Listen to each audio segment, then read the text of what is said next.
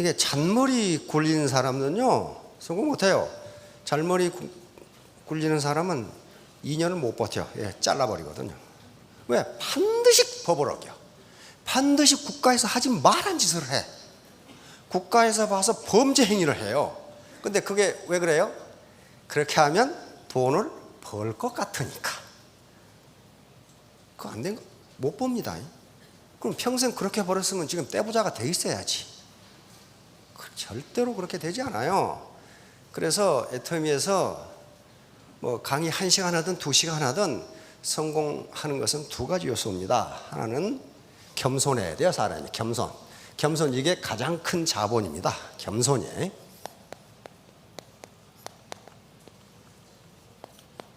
겸손이에요. 겸손. 겸손. 여기 또 외국인들이 와 계시니까 휴밀리티. 휴밀리티입니다. 겸손. 겸손은 자본입니다.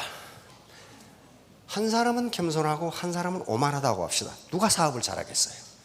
겸손한 사람이 잘하겠어요. 그래서 겸손은 이건 자본입니다. 자본. 이게 캐피탈이에요. 캐피탈. 이게 자본이에요. 자본.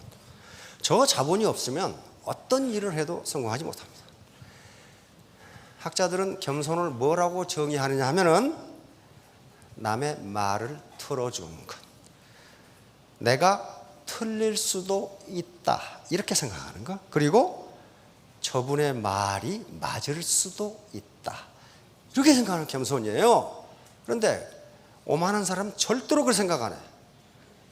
저놈은 초등학교 나온 놈이야. 난 대학 나왔거든. 내가 잘 알아. 근데 오만한 우리 친구들 좀 아는 사람 많아요. 오만한 사람이 제일 싫어하는 놈이 오만한 놈이야. 오만한 사람이 제일 좋아하는 사람이 겸손한 사람이에요. 그거 이상하더라고. 그거 이상해. 요것만 가지고 되는 게 아니고 겸손하게 가만히 앉아있으면 성공하는 게 아닙니다. 그것은 이웃집에 마음씨 좋은 할아버지야. 얼마나 인자하고 겸손해요. 근데 그렇다고 해서 사업에 성공하네? 안 돼요. 반드시 열정이 있어야 됩니다.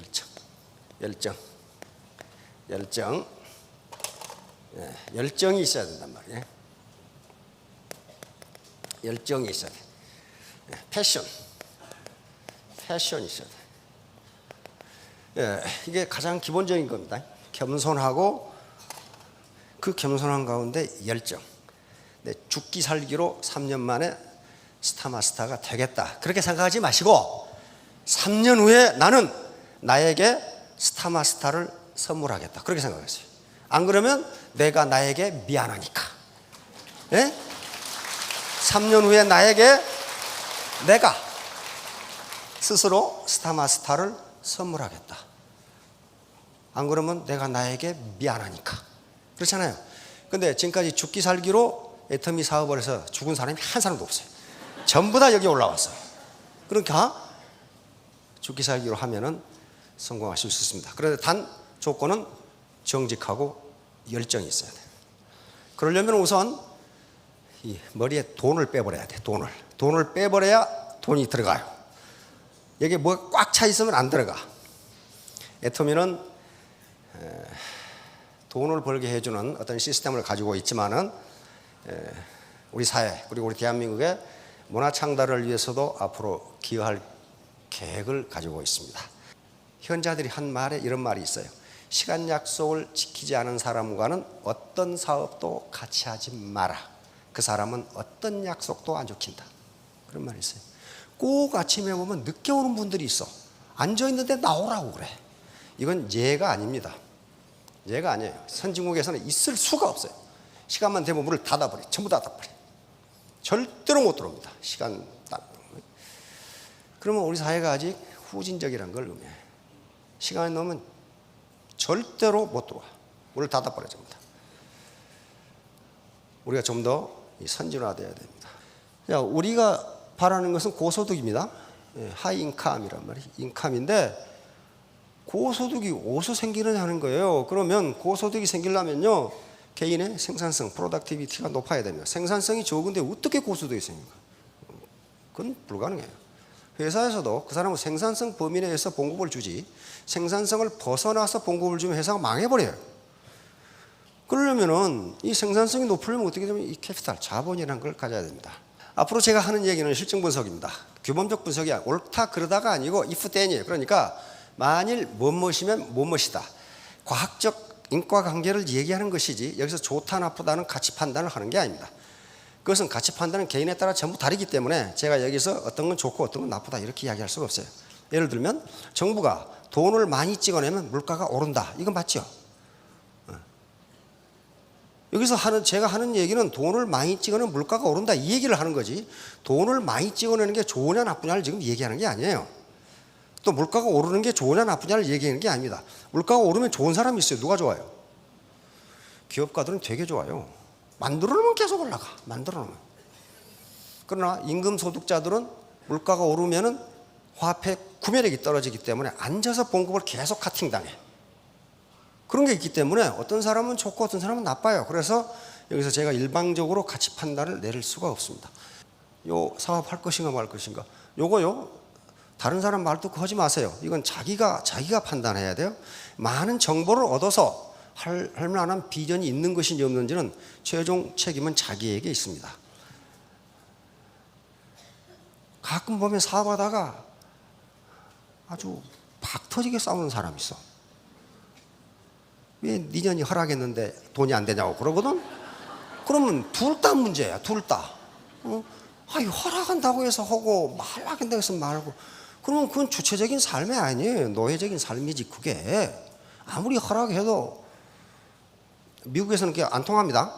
미국에서는 10,000원짜리 물건을 100만 원, 1,000만 원에 팔아도 그 판 사람은 죄가 안 돼요. 왜? 산 놈, 네가 바보 아니냐, 이거야. 네가 같이 판단을 해야지. 저놈이 100만 원을 팔건 1,000만 원을 팔건 그게 무슨 상관이냐 이거예요. 다시 말하면 그게 자본주의 세계입니다. 자본주의 세계에서 모든 의사결정은 자기가 하고 그 결과에 대해서도 자기가 책임을 지는 거지 누구에게 타단나는 것은 그것은 노예적인 삶이에요. 노예적인 삶이라고. 자, 두 번째는 현재 상태에서 나 같은 사람도 성공할 수 있을까? 못합니다. 미안하지만 못해요. 아무리 학력이 좋고 경력이 좋아도 못합니다. 못하는 것은 못한다고 그래야 돼. 그러면 어떻게 해야 되느냐? 와서 배워야 돼요. 시스템에 참여해서 배운 다음 학습을 한 다음에 어떻게 되느냐? 성공할 수 있다 해요. 그런데 딱 오늘 참석하고 내일 안 나온 사람이 있어. 가시죠. 들어보니까 다 알겠더라고. 알긴 개뿔을 알아. 여기 와서 설명할 정도가 아니면 안다고 해서는 안 돼요. 대학에서 교수하는 게 쉬운 일이 아닙니다. 교수하는 게 쉬운 일이 아니에요. 칸트 철학을 강의한다. 그 내용 알아가지고 되는 게 아니에요. 칸트 자체를 알아야 돼요. 그러니까 여기서 무슨 이 제품 설명하고 치약 다 알겠던데 뭐 안다고 하는데 또 그 사람은 사업 못해. 안 해. 왜? 안다고 하는데 모르거든. 그래서 그러고 나서는 다 할 수 있어요. 심지어는 대표 사업장이 3년간 앉아있으면 해도 돈이 들어와. 그 양반은 포기란 걸 몰라. 포기. 아주 끈질기거든. 아주 끈질기. 여기서 말하는 성공은 요겁니다. 안정적인 고소득이에요. 사기꾼처럼 한 번 고소득이 아니고 그건 성공이 아니에요. 안정적인 스테이블한 스테이블 하이 인컴. 그러려면은 반드시 자본 축적이 돼야 돼. 자본 축적이 안 됐는데 고소득이 오른다? 에이, 그건 불가능. 그런 일은 없어요. 그래서 이 자본 축적을 하다 보니까 이 말이 이렇게 많은 거란 말이에요. 자, 토마스 에디슨 천재는 1%의 영감과 99%의 노력으로 이루어진다. 땀으로 이루어진다. 그래서 퍼스피레이션, 땀으로 이루어진다. 그랬죠. 땀입니다. 그러니까 따라서 천재는 단순히 자신이 해야 할 모든 일을 완수하는 재능을 가진 사람이다. 스테판 클라인, 독일의 물리학자입니다. 이 양반은 에디슨의 말을 이렇게 바꿨어요. 성공은, 이 양반 최근에 인생은 그렇게 돼. 인생은 1%의 우연과 99%의 노력으로 이루어진다. 그런데 이 양반이 강조하고자 하는 것은 에디슨과는 반대입니다. 에디슨은 99%의 노력을 강조했지만 이 사람 에디슨의 말을 다른 방법으로 해석했어요. 이 1%의 우연이 없이는 99%의 노력은 무용지물이다. 그런 말이에요. 1%의 우연이 없이는 우리는 우물을 파도 한 우물을 파라 그랬죠. 그것도 물이 나올 때를 파야 한 우물을 파야지 바위 파봐야 물 나오는 거 안 나와요. 그때는 빨리 바꿔야 돼. 다시 한번 이 양반이 하는 얘기일 거예요. 모든 인생을 보니까 1%의 우연이 성공을 결정하더라는 거예요. 에디슨, 만약 우리가 할 수 있는 모든 일을 한다면 우리들은 우리 자신에 대해 깜짝 놀랄 것이다. 다시 말하면 인간은 자기를 해보지도 않고 안 된다고 생각하는 경우가 많다는 거예요. 해보지도 않고. 그러니까 자신이 할 수 있는 일을 최선을 다해서 하면 자기 자신도 놀랄 거다. 그런 말이에요. 포드 아저씨는 바로 이 헨리 포드 때문에 우리가 지금 자동차를 타고 있습니다. 헨리 포드 시절에는 자동차는 귀족들, 귀부인들이나 사치품으로 가지고 있었던 거예요. 그런데 포드는 그렇게 생각하지 않았어요. 이 자동차를 왜 귀족들만 가져야 되느냐? 노동자들도 자동차를 가지면 안 되는가? 이게 뭐예요? 이게 아주 창의적인 생각이에요. 포드의 최종 학력은 초등학교 졸이에요. 그러나 엄청난 책을 읽은 거예요. 그래서 그런 생각을 하게 된 거예요. 그래서 그러면 노동자들이 자동차를 사려면 어떻게 할까? 포드가 그걸 생각하는 거예요. 자동차를 싸게 만들고 노동자들의 임금을 올려주면 자동차를 살 수 있으니까 자동차를 많이 팔면 이익이 적게 남더라도 이익이다. 이 생각을 합니다. 예타미하고 똑같은 생각이에요. 치약을 990원에 팔아도 칫솔을 2천만 개를 팔면 많이 남는다.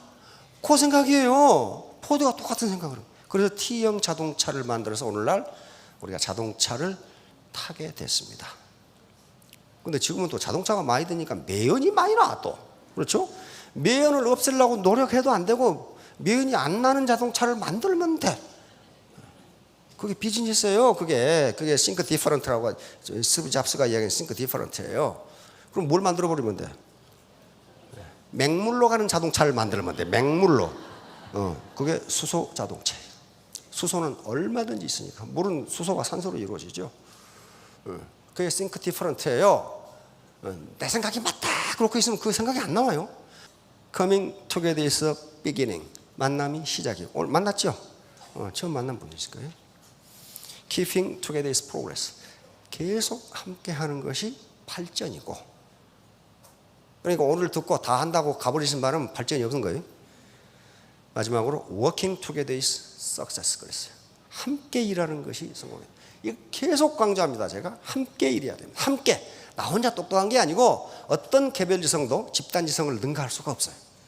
대부분 사람들이 사소하다고 무시하는 것들에 관심을 갖는 소수가 부자가 된다. 가끔 그래요. 이거 칫솔 990원인데 에이 이 사람아 990원짜리 팔아가지고 언제 부자가 돼? 그놈은 부자 못 돼. 대부분의 사람들이 사소하다고 생각하는 것들에 관심을 갖는 누가? 소수가 부자가 된다. 다수가 부자 되는 게 아닙니다. 자, 그래서 신사숙녀가 된다는 것은 곧 자기 자신의 자본을 축적하는 길입니다. 이것은 인간 개발 지수, 이건 신사숙녀가 얼마나 됐냐 하는 문제예요. 인간, 유엔에서 낸 거 없습니다. UNDP, UN 개발 계획이라는 거 낸 것인데 각 국민의 평균적 인간 개발 지수를 계산해 놓은 겁니다. 그래서 아무리 그 나라가 소득이 높아도 인간 개발 지수가 낮으면 선진국으로 취급하지를 않습니다. 예를 들면 세계에서 가장 소득이 높은 나라는 중동의 카타르라는 나라입니다. 1인당 소득이 10만 달러예요. 10만 달러. 그런데 카타르를 선진국으로 친 사람이 하나도 없어요. 왜냐하면 인간 개발 지수가 낮아. 쉽게 말하면 인간이 덜 돼먹었다 그런 말이에요. 인간이. 그런데 우리가 선진국이라고 하는 나라들은요, 인간 1.0 만점인데 굉장히 높아요. 대한민국도 인간 개발 지수가 0.898. 여기서 인간 개발 지수가 0.889이면 very high. 굉장히 인간 개발이 잘 된 나라로 봅니다. 그런데 이 나라는 전부 다 소득이 고소득이에요. 다음 인간 개발 순서인데 그 소득이 다음 단계예요. 절대로 인간 개발이 안 됐는데 소득이 높아질 수가 없어요. 아프리카 인간 개발이 굉장히 낮은 나라인데 이 소득 좀 보세요. 소득. 다시 말하면 인간 개발이 안 됐는데, 인간이 아직 안 됐는데 고소득을 올리는 예는 없다. 없다. 없답니다. 그러면 우리 대한민국 내에서도 마찬가지예요.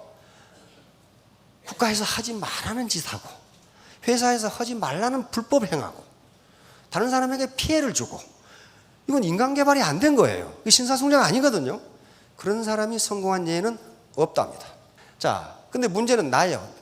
우리 대한민국은 세계 최고의 인간 개발 지수를 가지고 있습니다. 국민 평균은 이렇게 높아요. 그러면 평균이 문제가 있어요. 나는 어떠냐? 나. 사회 평균 레벨이 워낙 높아. 워낙 높으니까 그 이상 튀어 올라가지 않으면요, 그 사회에서 어퍼클래스에 올라갈 수가 없어요. 그래서 우리가 더욱더 노력을 해야 된다는 거예요. 자, 경제사의 핵심 문제. 요 핵심 문제인데 우리는 자본주의 시장 경제입니다. 자본주의 시장 경제. 자본주의 시장 경제이기 때문에 뭐가 기초라는 거예요? 우리 사회를 돌아 움직이는 힘은 자본이에요, 자본. 우리가 자본주의에 살면서 이걸 생각을 안 해. 자본이 없으면 그런 가람빼기로 살 수밖에 없어요. 우리는 사회주의 통제 경제가 아닙니다. 자본주의 시장 경제니까 모든 문제를 시장이 해결해요. 시장. 이걸 보이지 않는 손이라고 그러면. 시장이 해결하는데 그 시장은 자본의 생산성, 프로덕티비티를 가지고 소득을 분배합니다.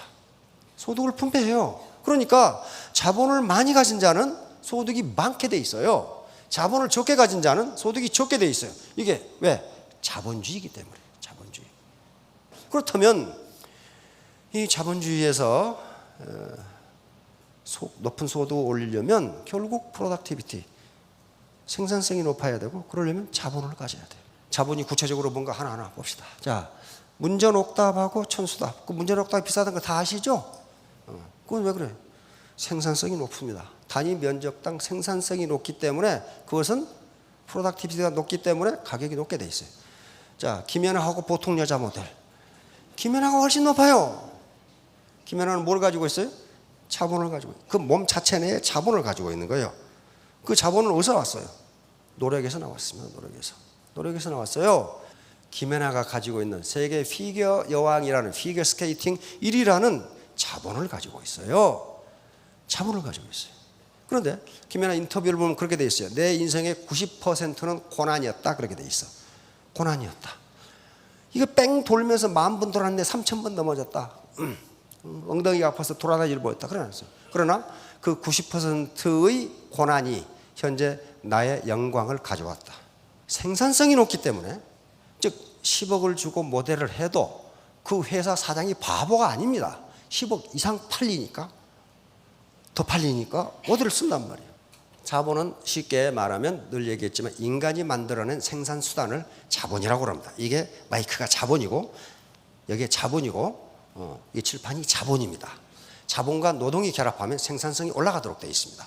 자, 요 아줌마는 낫이라는 자본과 노동이 결합해서 생산 활동을 하고 있어요.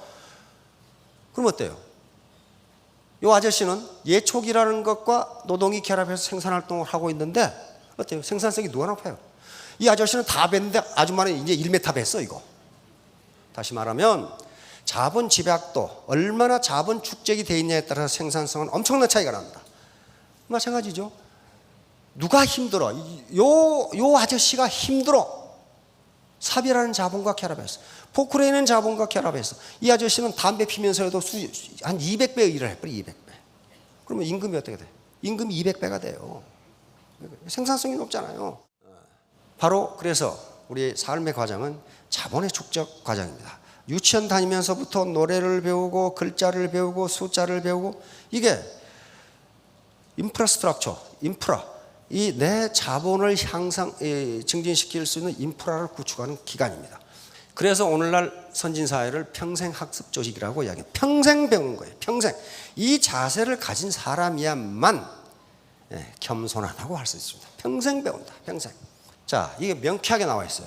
요놈은 자본이 이 정도고 요놈 가지고 있어. 여기다 덤벼봐요. 어떻게 되나 이게. 살아남지 못합니다. 자본이 적은 사람이 자본이 많은 사람과 대항해서 견뎌내지를 못해요. 견뎌내지를 못합니다. 똑같은 물적 자본이라도 마찬가지. 요 미국에 있는 그림입니다. 미국 사람들이 그러는 거예요. 요 사람은 캐딜락에다 아버지를 태우고 달리는데, 요 대학 졸업생은 리아카에다 늙은 부모를 태우고 요놈하고 경주하겠다고 나섰어.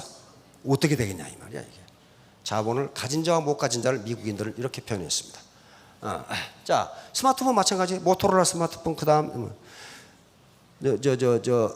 모바일 스마트폰을 가지고 있으면요 사업하기가 훨씬 좋아요. 훨씬 좋습니다. 공짜로 카카오톡 날릴 수 있죠. 시간 낭비죄. 이건 빠삐용이라는 영화입니다. 빠삐용.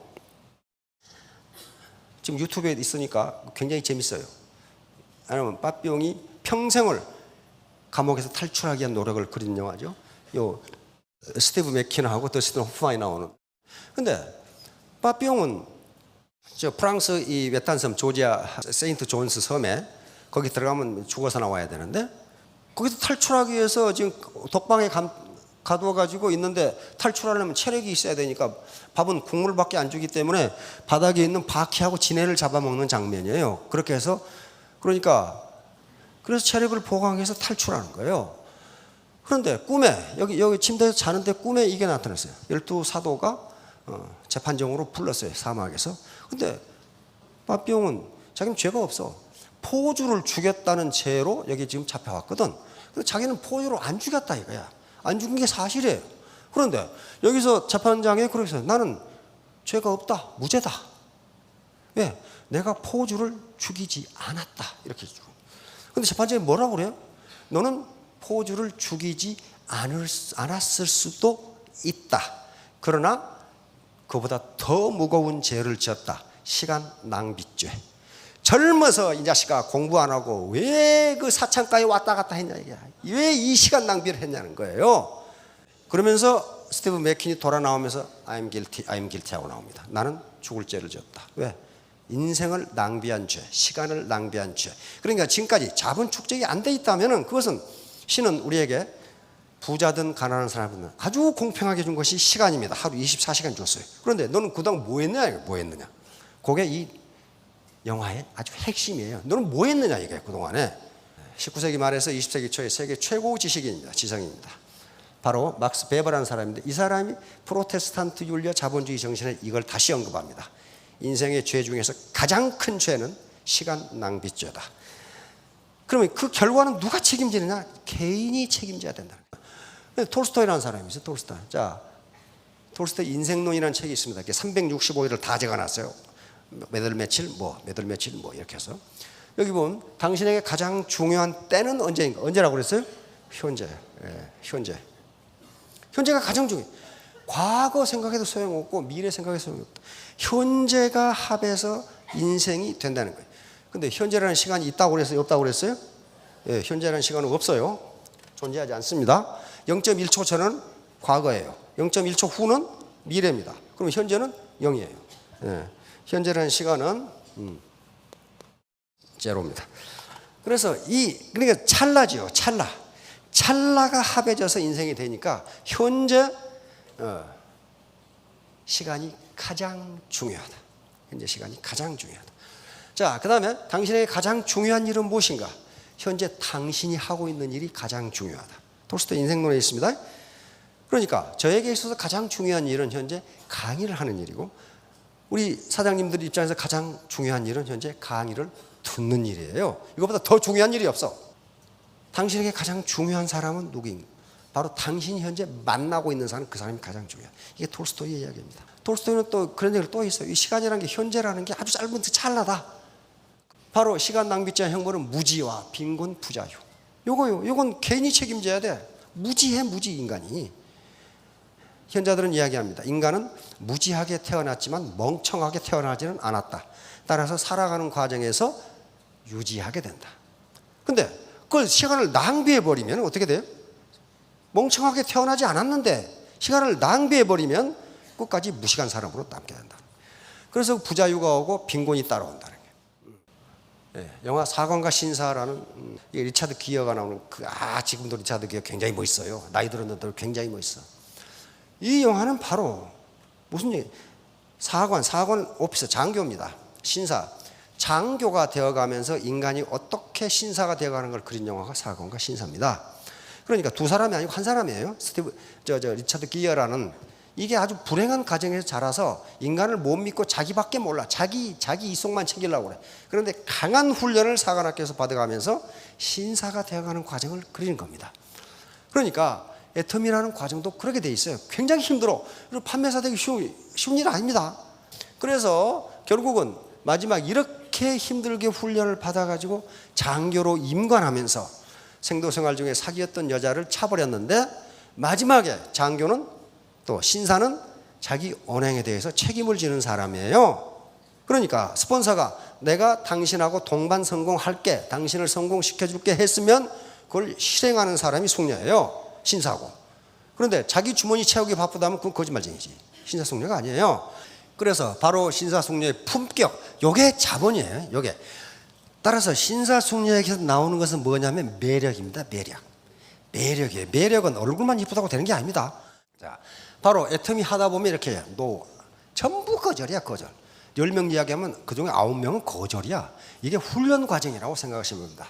그러니까 판매사 되기가 그렇게 힘드는데 그 과정이 판매사에서 끝나면은 그렇게 할 필요 없어요. 그렇죠? 그러나 로얄까지 가야 된다고 그 훈련 과정이라고 생각하시면 됩니다.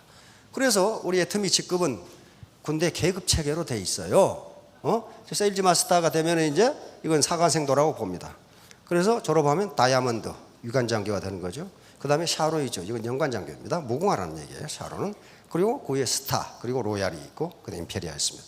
여기서부터는 전부 다 로얄 패밀리입니다. 자, 그러면 어떻게 했어요? 이 공자가 제나라라는 나라에 갔을 때 이때 공자의 나이가 35세라고 공자 가어에는 적어져 있습니다. 35세 때 이미 공자는 유명하게 됐다는 걸 알 수가 있어요. 일국의 왕이 공자를 불러가지고 정치가 뭡니까? 이렇게 물어봤단 말이에요. 그러니까 공자는 아주 길이 남을 명언을 여기서 합니다. 군군 신신 부부 자자. 그렇게 앞에 군은 명사고 뒤에 군은 형용 동사입니다. 임금이 임금답고 신하가 신하답고 아버지가 아버지답고 아들이 아들다우면 정치는 잘 됩니다. 그 말이에요. 그러니까 로얄이 로얄답고 스타가 스타답고 샤론이 샤론답고 다이아몬드가 다이아몬드다우면 그 라인은 성공합니다. 그런 얘기를 지금 하고 있는 거예요. 가정도 아버지가 아버지답고 어머니가 어머니답고 자식이 자식다우면 그 가정은 잘 되고 평화가 있습니다. 자, 생산이란 무엇인가? 이제 생산이 나오죠. 생산은 생산, 소득은 생산 과정에 참여한 사람들에게 배부되는 부가가치입니다. 그래서 생산 과정에 참여해야 소득이 나와요. 아무것도 안 하는데 소득이 나온다? 그것은 사회적 약자들에게 사회나 또는 개인이나 국가가 제공하는 이전 소득, 트랜스퍼 인컴 외에는 없습니다. 아무것도 안 하는데 준다. 그런 것은 우리가 민주국가니까 있어요. 그러나 생산 과정에 참여하는 사람에게만 소득이 따랐습니다. 그러면 애터미 사업을 해서 돈을 번다. 그 말은 무슨 말이에요? 생산 활동을 하고 있다. 그런 말. 생산 활동을 하고 있기 때문에 그 생산의 생산성, 프로덕티비티, 얼마나 생산을 유효하게 하느냐에 따라서 소득의 수준이 결정됩니다. 그러면 경제학에서 말하는 생산은 무엇이냐? 생산은 이거예요. 인간의 효용을 증대시키는 모든 행위, 이걸 생산이라고 정의합니다. 이 생산을 어떻게 정의하느냐에 따라서 그 나라의 체제가 달라집니다. 우리 자본주의 시장 경제 체제에서는 생산을 인간의 효용을 증대시키는 모든 행위. 그래서 이 행위는 어떻게 되겠어요? GDP, 국민소득에 포함됩니다. 자, 그 다음에 생산은 세 가지로 나눕니다. 자연으로부터 재화를 채취하는 행위. 자연으로부터 재화를 채취하는 행위. 뭐가 있어요? 농사가 있죠? 고기 잡는 거 있죠? 고기 자기가 어부가 만들었어요? 안 만들었어요. 자연에 있는 것을 채취하는 것도 생산이라고 보는 겁니다. 두 번째는 기존의 재화를 변형하고 개조하고 가공해서 새로운 재화를 만드는 것도 생산입니다. 이게 제조업이에요. 나무로 책상을 만든다. 그건 나무예요. 나무인데 그걸 개조, 변형, 가공해서 새로운 재화, 책상이라는 걸 만들었기 때문에 거기서 나오는 부가가치, 이게 생산입니다. 다음 세 번째 생산이 가장 중요한데요. 이게 서비스예요. 서비스를 창출하는 행위. 이게 워낙 광범위합니다. 그래서 우리는 뭐 하고 있어요 지금? 서비스 창출행위예요. 서비스 창출행. 내가 정보를 전달해주고 이게 싸고 좋은 물건이 있다. 그 서비스 창출이거든요. 그 생산 활동을 지금 하고 있는 거예요. 그 대가로 돈을 버는 거지. 돈 놓고 돈 먹기가 아니에요. 우리 산업 구조입니다. 대한민국의 산업이 지금 어떻게 되어 있는가? 이건 GDP를 기준으로 한 거, 이건 고용을 기준으로 한 겁니다. 자, 1963년에 우리나라 국민 10명 중에 100명 중에 63명은 누구였다? 농부였어요. 농부. 그래 전부 다 농부의 아들이야. 농부의 손자고. 그러다가 사람이 발전하면 어떻게 됩니까? 농업은 점점 줄어들고 광공업은 일정 수준 올라갔다가 그대로 가만히 있는데 여기 어떻게 서비스업 어떻게 돼요? 현재 우리나라 노동자의 77%가 서비스업에 종사합니다. 여기가 서비스업의 분야가 엄청나게 많고 그 다음에 1차 산업과 2차 산업은요 포화 상태에 이르는 경우가 많아요. 이거 욕망의 포화 상태라 그래. 자, 바로 생산 요소, 토지, 자본, 노동인데 우리가 가진 건 노동입니다. 이건 노동인데 여기 문제가 토지는 항상 경제학 이 세 가지가 없으면 생산이 이루어지지 않습니다. 지금도 이 세 가지는 반드시 있어야 세 가지가 이루어져요. 생산이 이루어집니다. 그런데 이 자본이 문제란 말이에요. 이 자본이 과거에는 인간이 만들어낸 생산 수단, 이것만 자본이라고 봤는데 그렇지 않아요. 현대 지식정보화 시대에 들어오면서 온갖 게 자본으로 전부 다 정의가 됩니다. 그게 우리 서민에게는 퍽 다행입니다. 퍽 다행이에요. 물적 자본, 다시 말하면 경제 자본이 없더라도 무형 자본, 눈에 보이지 않는 자본 가지고도 생산성을 발휘할 수 있다. 이런 말. 그런데 유형 자본이 똑같다고 해서 생산성이 같은 게 아닙니다. 그것을 움직이는 그 유형 자본을 운영하는 사람에게 어느 정도 자본이 있냐에 따라서 생산성은 엄청난 차이가 나옵니다. 자, 여러분 그렇게 생각하십시오. 3년 후에 나는 나에게 스타마스터를 선사하겠다. 안 그러면 내가 나에게 미안하니까. 여러분 모두 성공하시기 바랍니다. 감사합니다.